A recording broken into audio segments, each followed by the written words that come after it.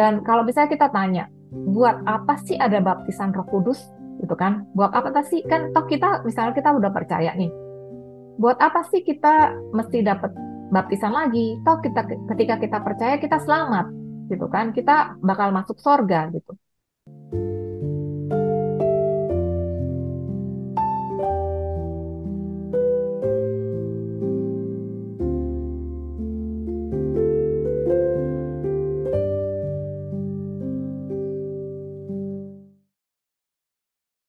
Nah, jadi di sini Roh Kudus itu memberikan karunia gitu ya. Kita lihat di 1 Korintus 12 di sini, eh, jadi kepada tiap-tiap orang dikaruniakan pernyataan roh untuk kepentingan bersama. Jadi apa saja karunia itu? Yang pertama berkata-kata dengan hikmat, yang kedua berkata-kata dengan pengetahuan, yang ketiga iman, kemudian keempat karunia untuk menyembuhkan, kemudian karunia untuk mengadakan mujizat, kemudian karunia untuk bernubuat, kemudian karunia untuk membedakan bermacam-macam roh, kemudian karunia untuk berkata-kata dengan bahasa roh, kemudian karunia untuk menafsirkan bahasa roh, seperti yang dikehendakinya.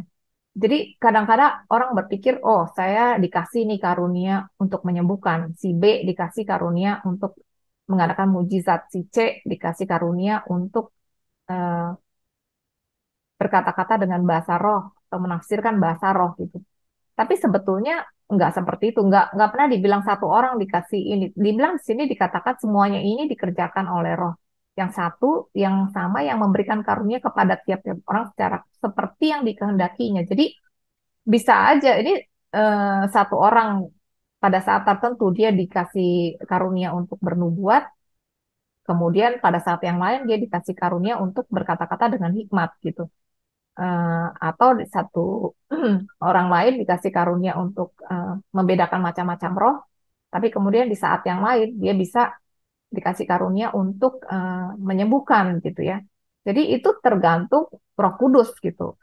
Memang biasanya itu juga berkaitan dengan ministrinya dia gitu ya. Jadi kalau misalnya ministrinya dia kebanyakan untuk mendoakan orang sakit misalnya, itu biasanya dia akan dikasih karunia untuk misalnya menyembuhkan, contohnya seperti itu. Atau kalau dia biasanya apa melayani orang counseling gitu ya, dia kemungkinan banyak dia dikasih karunia untuk berkata-kata dengan hikmat atau berkata-kata dengan pengetahuan, misalnya seperti itu.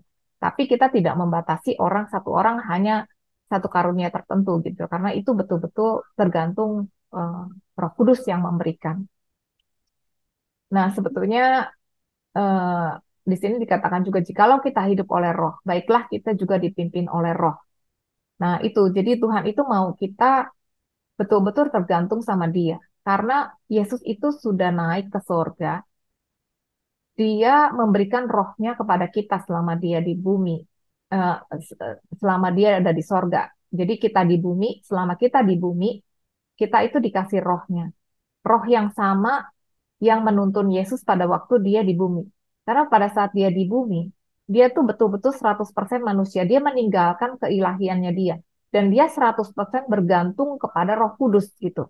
Jadi kalau Yesus sendiri perlu bergantung pada Roh Kudus, apalagi kita gitu ya. Dan dia memberikan rohnya dia, roh yang sama yang menuntun dia, roh yang sama yang membangkitkan dia dari antara orang mati. Rohnya Tuhan itu ada berdiam di dalam kita, itu kan luar biasa sebetulnya ya. Kalau kita menyadari itu luar biasa. Dan kalau misalnya kita tanya, buat apa sih ada baptisan Roh Kudus? Gitu kan? Buat apa sih? Kan toh kita misalnya kita udah percaya nih. Buat apa sih kita mesti dapat baptisan lagi? Toh kita ketika kita percaya kita selamat, gitu kan? Kita bakal masuk sorga gitu. Betul, tapi baptisan Roh itu adalah kuasa, kuasa dunamis gitu. Jadi kekuatan gitu. Contohnya misalnya polisi, polisi itu kan dia eh, menegakkan keadilan. Kalau misalnya dia harus misalnya investigasi, dia harus datang ke rumah orang, kemudian dia harus menggeledah. Nah, dia tuh polisi, dia punya punya jabatan, tapi si yang punya rumah itu pasti akan tanya, where is the warrant? Jadi apa surat kuasanya? Kalau si polisi itu tidak bisa menunjukkan surat kuasa yang memberikan dia kuasa untuk menggeledah rumahnya, itu nggak berhak. Polisi itu nggak berhak untuk menggeledah rumah orang itu gitu. Nah, dia baru bisa menggeledah rumah itu kalau dia punya surat kuasa gitu. Nah, Roh Kudus inilah surat kuasa itu gitu. Jadi kita kita eh, anak Tuhan, iya kita punya Roh Kudus, tapi baptisan itu adalah seperti surat kuasa gitu loh. Kita nih punya kuasa, dikasih kuasa, dikasih dunamis. Makanya itu penting untuk kita dipimpin oleh Roh dan kita juga penting untuk memiliki kuasa itu gitu. Oke, aku stop share. Nah, kira-kira gimana? Any comments atau questions? What do you think? Iya, Dewi. Question, apa itu baptisan Roh Kudus? Bagaimana cara kita mendapatkan baptisan Roh Kudus? Ya, jadi yang tadi ya, jadi baptisan Roh Kudus itu adalah baptisan dari Yesus sendiri untuk memberikan kita kuasa. Kan dia bilang, eh, kamu akan menerima kuasa kalau Roh Kudus itu turun ke atas kamu. Nah, turun itu seperti apa? Jadi bukannya pada saat kita percaya Roh Kudus itu diam di dalam kita kan. Nah, tetapi kita baru mendapat kuasa, kuasa dunamis itu ya bahasa Greeknya, Yunaninya itu dunamis, kekuatan, kuasa ketika Yesus itu membaptis kita. Ketika kita dibaptis oleh Roh Kudus. Nah, bagaimana caranya? Caranya adalah kita minta. Kita minta karena kan dibilang kalau Bapak yang baik tahu memberikan eh, anak-anaknya, apalagi Bapa kita di sorga, dia akan memberikan Roh Kudus kepada siapa yang meminta kepadanya. Jadi kita minta Bapa, Yesus, baptis aku dengan Rohmu. Kemudian ya biasanya tandanya itu eh, berkata-kata dengan bahasa Roh gitu ya. Dan bahasa Roh ini berbeda dengan bahasa Roh yang ada di 1 Korintus 12. 1 Korintus 12 itu adalah bahasa Roh untuk kepada jemaat untuk membangun jemaat. Nah, kalau bahasa roh dari baptisan Roh Kudus itu adalah doa. Jadi bahasa kita kepada Tuhan sendiri untuk membangun diri kita gitu. Seperti itu. Thank you Dewi. Yang lain?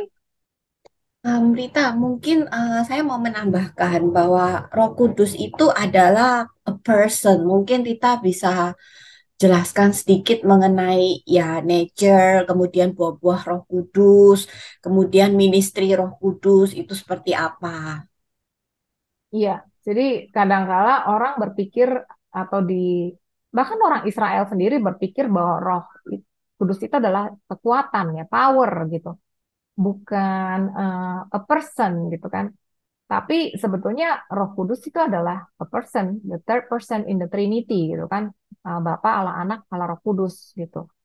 Nah, makanya waktu Ananias dan Safira, waktu dia berbohong itu ya, di situ dikatakan, mengapa kamu berbohong kepada Roh Kudus? Mengapa kamu berbohong kepada Allah? Jadi di situ jelas sekali dikatakan bahwa Roh Kudus itu adalah Allah dan Roh Kudus itu adalah ya pribadi. Kenapa pribadi? Karena pribadi itu adalah eh, bisa mempunyai emosi, bisa mempunyai keinginan, gitu ya, bisa mempunyai kehendak.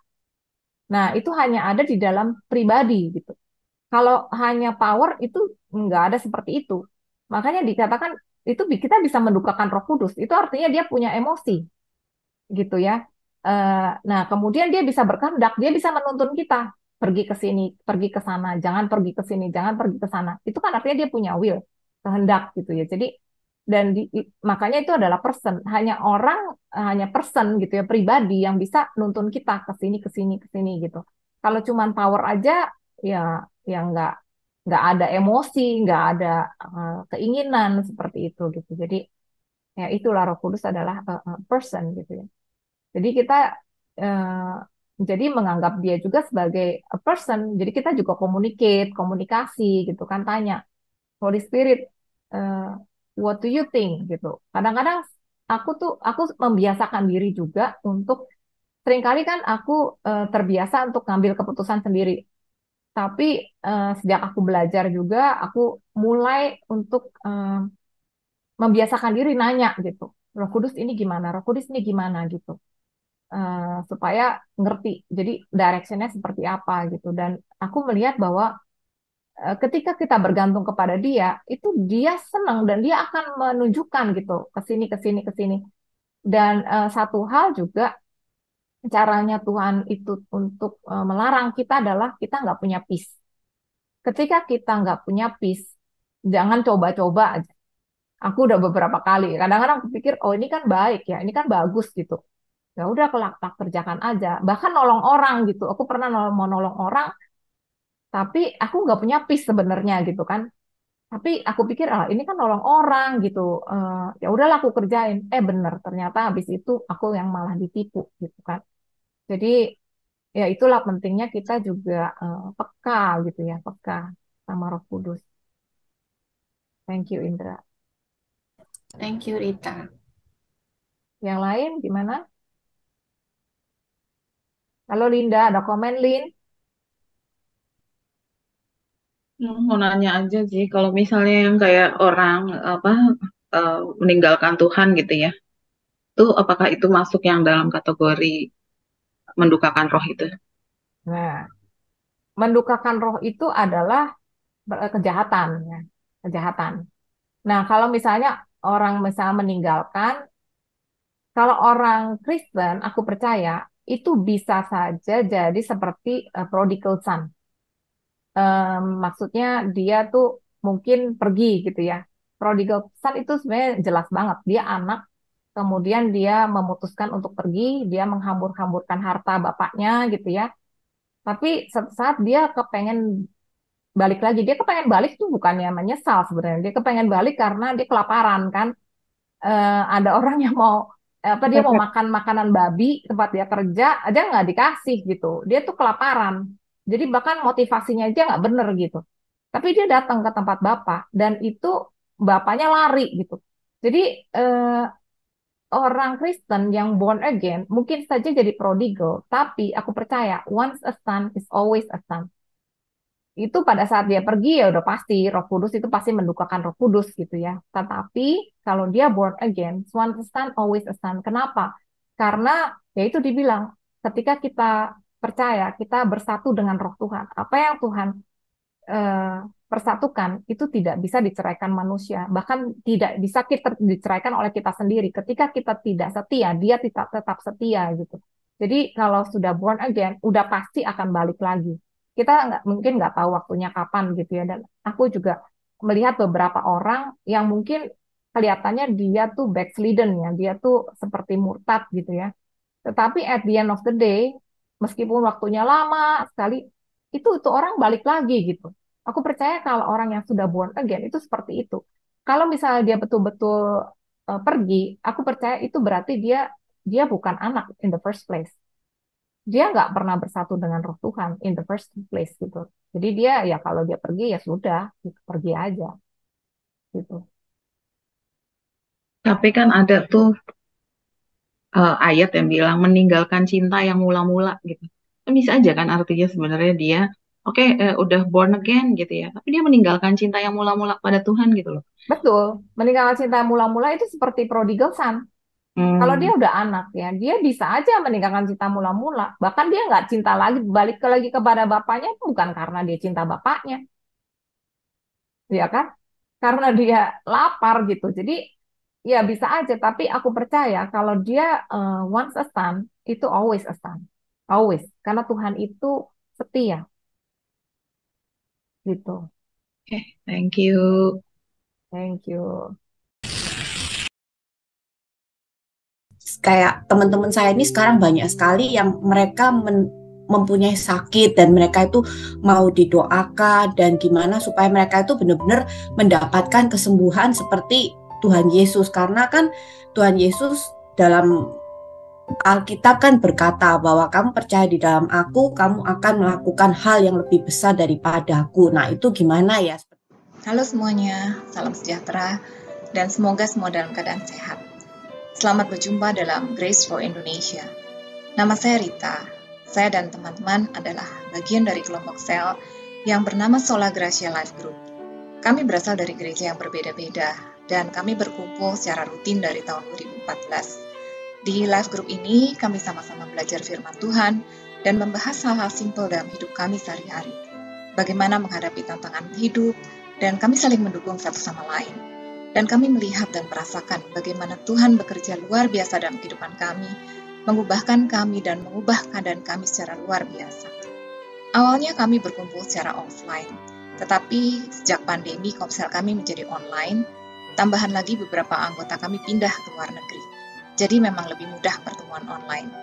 Kemudian timbul ide untuk merekam sesi live group kami dan membagikannya kepada kalian semua, supaya kalian juga bisa mengerti dan mengalami kebaikan-kebaikan Tuhan.